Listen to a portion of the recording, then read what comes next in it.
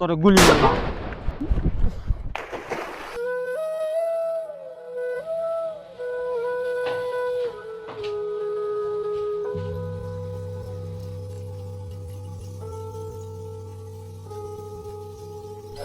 এটা কোন ধরনের অভদ্রতা ভাই? ওই চুপ, কথা কম ক। তোরা এত কোন ধরে ফোন দিতাছিস, তুই ফোন উঠাস না কেরে? আমি কেন আপনার কল ধরবো? আপনি চান কি আমার থেকে? তোর মতো অফিসার কি আমি ইচ্ছা করলে এখানে রাখতে পারি, আবার ইচ্ছা করলে এখান থেকে বদলি করে দিতে পারি, আর তুই আমার কল ধরস না? আপনি কে ভাই আমি আপনার কল ধরবো? আর আপনি চান কি?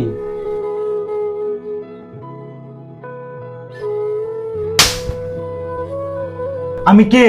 আমি তোর বাপ, আর আমি চাই কি? আমি যা চাই তোর তাই করতে হইব। এই অফিসার শোন, আজকে বিকালে আমার একটা চালান আইব।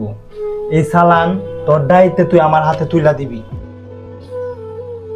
সোজা আঙ্গুলে গিনা উঠলে আঙ্গুল কিভাবে বাঁকাইতে হয় এটা আমি খুব ভালো করে জানি।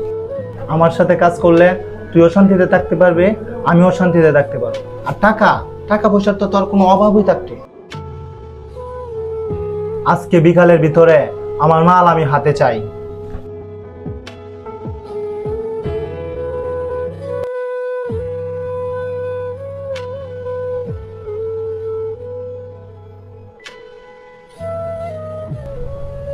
হ্যালো, আসসালামু আলাইকুম ভাই। ওয়ালাইকুম আসসালাম। ভাই একটা সমস্যা হয়েছে তো ভাই। কি সমস্যা? সড়ক পথে ভাই অনেক চেকপোস্ট হয়েছে। তাহলে মালটা সড়ক পথে আমি আনতে পারতেছি না। তাহলে আমার মাল কি তুমি আনতে না? জি আনতে পারবো। জি নৌপথে আনতে হবে ভাই।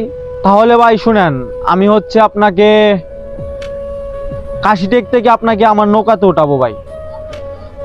জি ভাই, কাশিটেক চর থেকে আপনাকে আমি নৌকাতে উঠাবো। আচ্ছা আচ্ছা, আমি কাশির টেক যাইতাছি, তোমার সাথে আমার এখানে দেখা হবে।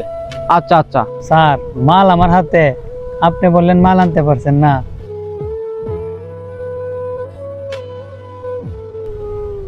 সাধারণ একটা অবৈধ ব্যবসায়ী হইয়া আমার গালো সর মারছে। শুধু আমার গালো সর হয়ে দিছে না, আমার পোশাকরেও সম্মান করছে।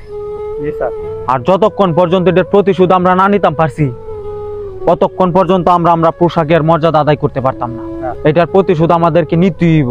আজকে এরে বুঝাইবাম এই চাই নীরব কি জিনিস। চলেন আমার সাথে।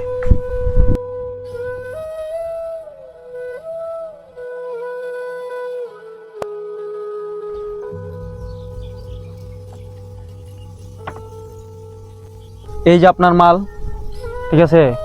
বহুত কষ্ট করে ভাই মালটা নিয়ে আসছি, আমার ফায়দাটা যাতে আমি পাই। অবশ্যই অবশ্যই, তুমি কোনো চিন্তা করো না। আচ্ছা ভাই, আমারে যে আপনি চটটা মারলেন, ভাই চটটা কেন দিলেন? এই মিয়া, তোমার মতো অফিসারের যে আমার মতো ব্যক্তি শর্ট দিছে, এটাই তো অনেক। ও আচ্ছা, তাইলে আমার মতো পুলিশ তোরে গুলি করলাম। হ্যাঁ, একটু লড়বি না, তোরাও বুঝবে অবৈধ কাজ করার যে কি শাস্তি হয়। ইতান তেরা টর্চার সেলের মধ্যে লয়ে যাইবা।